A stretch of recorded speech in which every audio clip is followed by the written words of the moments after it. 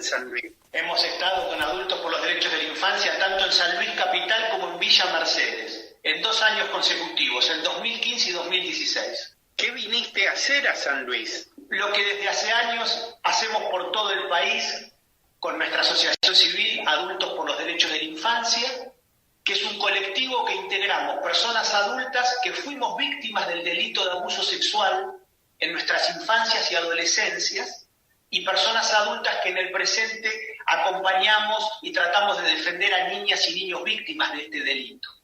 Y a San Luis fuimos a hacer lo mismo que estamos en este momento empezando a compartir con vos, que es, entre otras cosas, brindar nuestros testimonios a la comunidad para ayudar de esa manera a darle visibilidad a este delito, a generar una conciencia y una sensibilidad crítica a nivel social, para que como sociedad adulta adoptemos una actitud de verdadero cuidado y compromiso con la infancia frente a esta injusticia, que según una estadística de Comunidad Europea, que nosotros y nosotras hacemos propia, es algo que sufren nada menos que 1 de cada 5 niñas, niños y adolescentes. 1 de cada 5, el 20% de la población. Y eso se da en el seno familiar, que es lo grave, ¿no?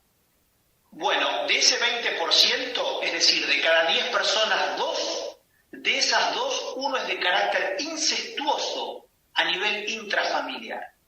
Esa es una de las injusticias más grandes y una de las complejidades más delicadas con las que tiene que sufrir cualquier niña, niño o adolescente víctima de este delito.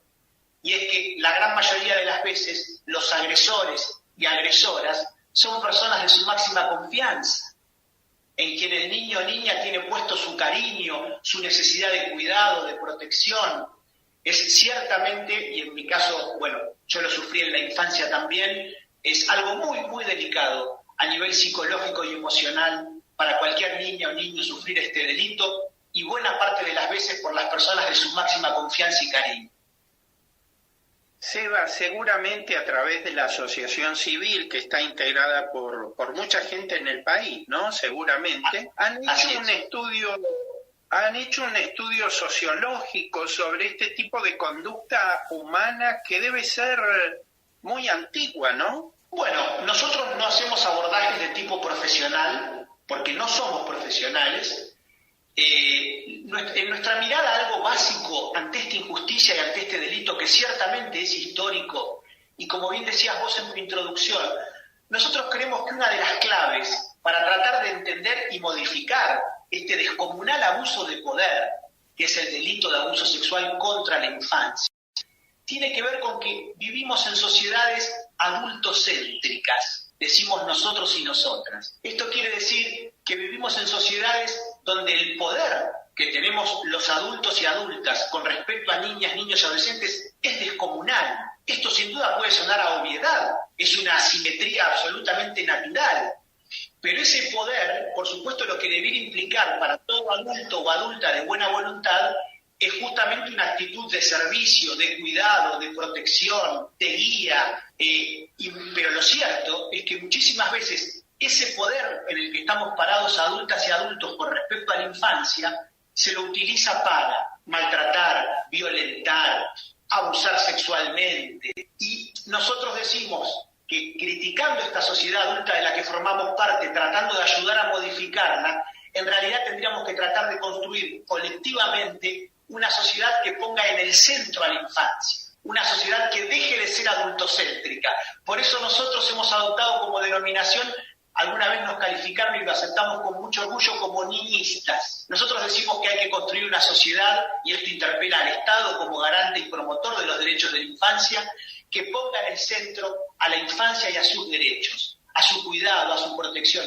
Y así no tenemos dudas de que estaríamos construyendo una sociedad, un país y un mundo absolutamente distinto y superador del actual. Me interesa mucho el concepto adultocéntrica, sociedad adultocéntrica, que ignora la mirada del niño o niña, ignora la mirada del mundo de ellos. Hay un italiano que presentó un proyecto urbanístico muy interesante en Italia, Antonio Tonucci creo que se llama, si es que no me confundo, que presentó un proyecto ante UNESCO, creo, para crear ciudades con la mirada de niños y niñas. Así es Francesco Tonucci, un gran referente. Absolutamente. Recomendamos a todos y a todas que puedan leer su obra, se la consigue en Argentina, hace muchos años que él suele venir y desarrolla actividades por todo el país. Y ciertamente es un magnífico ejemplo.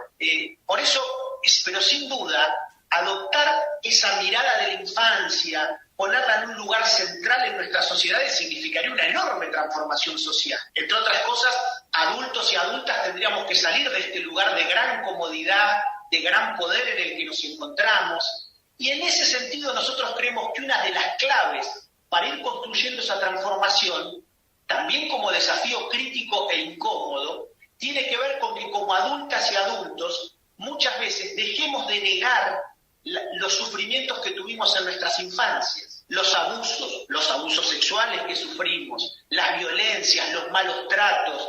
Muchísimas veces como adultas y adultos tendemos a negar esos sufrimientos de nuestras infancias y eso a nuestro criterio nos impide ser adultos verdaderamente protectores y protectoras de la infancia del presente, adultos y adultas empáticos y solidarios con las niñas y niños de hoy. Porque nosotros creemos que lo que primero hacemos muchísimas veces es negar y traicionar a esa niña y niño que fuimos, y a lo que esa niña y niño que fuimos tuvo que sufrir. Y negándolo de muchas maneras, terminamos repitiendo actitudes que niegan las crueldades, las violencias, los abusos que cometemos con la infancia de hoy. Por eso es un ejercicio, por favor. Vos sabés que a lo largo de mi tarea periodística aquí en San Luis, alguna vez tuve coberturas en el Poder Judicial de San Luis sobre casos, varios casos, en donde hay adultos que fueron marcados, que fueron abusados en la infancia, que después cuando son adultos son abusadores. Esto también lo tenemos que tener en cuenta porque al parecer, así como el racismo, has visto que, por ejemplo, en Estados Unidos hay sectores de la población de color o la población negra en donde hay individuos que son insoportables hasta con su misma gente, con su misma raza, ¿no? Al parecer esto se repetiría en adultos que fueron abusados y que cuando llegan abusados de niños, cuando llegan a la adultez, ellos provocan los abusos de los que ellos fueron víctimas, ¿no?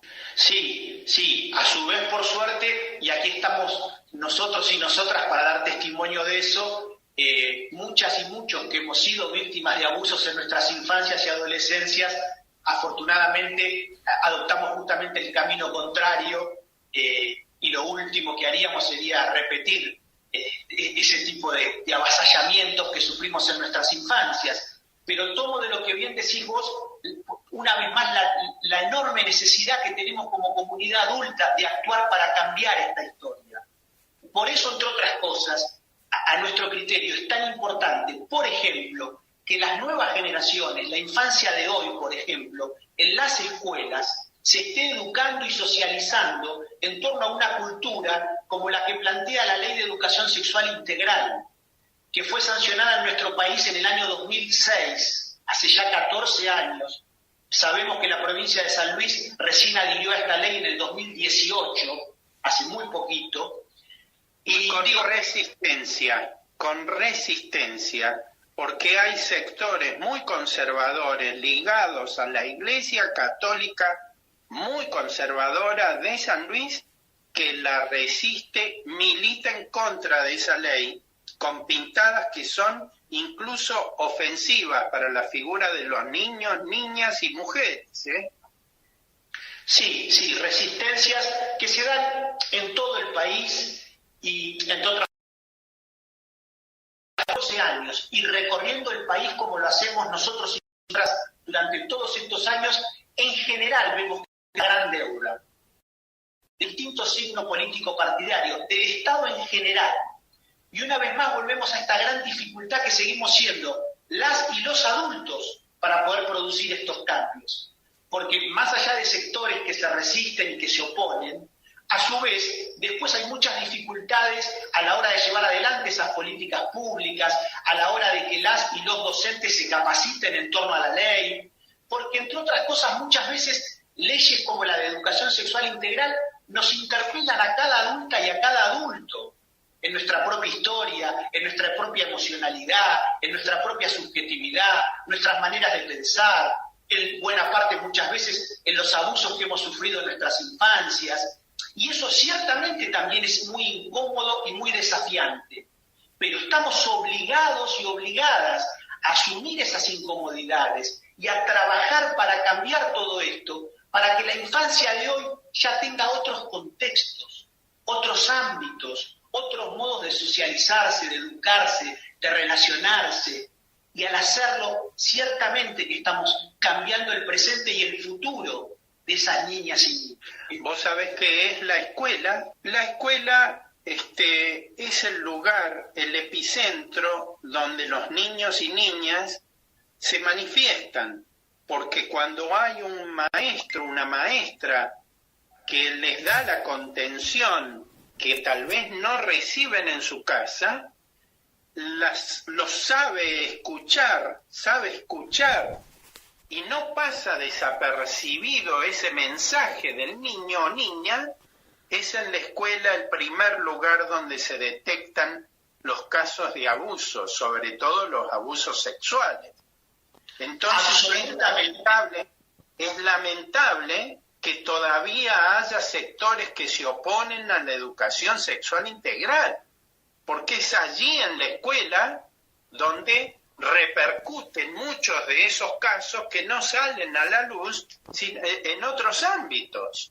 Totalmente, Oscar, totalmente. Ustedes en San Luis han vivido un caso emblemático como fue el de Rubiani, el impacto en la comunidad, donde justamente la niña víctima pudo empezar a expresar y a compartir lo que estaba sufriendo, porque en su escuela, trabajando la temática, sintió que tenía condiciones para poder expresarse. Esto pasa todo el tiempo. Si realmente como comunidad adulta, nosotros tenemos como lema un proverbio que dice, para criar a un niño hace falta una aldea. Es decir, siempre la responsabilidad es colectiva. No hay persona adulta de buena voluntad que pueda sentirse indiferente frente a la responsabilidad y la obligación que tenemos como adultas y adultos de actuar activamente por proteger a la infancia y generar condiciones de protección.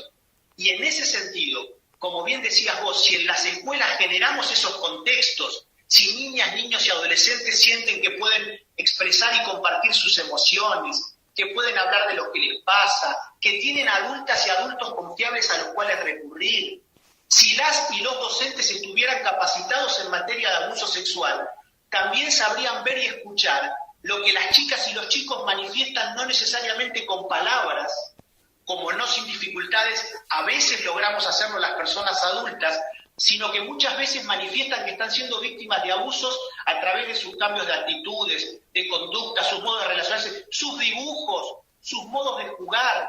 Para eso se necesitan adultas y adultos que sepan ver y decodificar todo eso, porque las chicas y los chicos nos gritan delante nuestro que están siendo víctimas de abusos, pero no sabemos verlo ni escucharlo, ni queremos.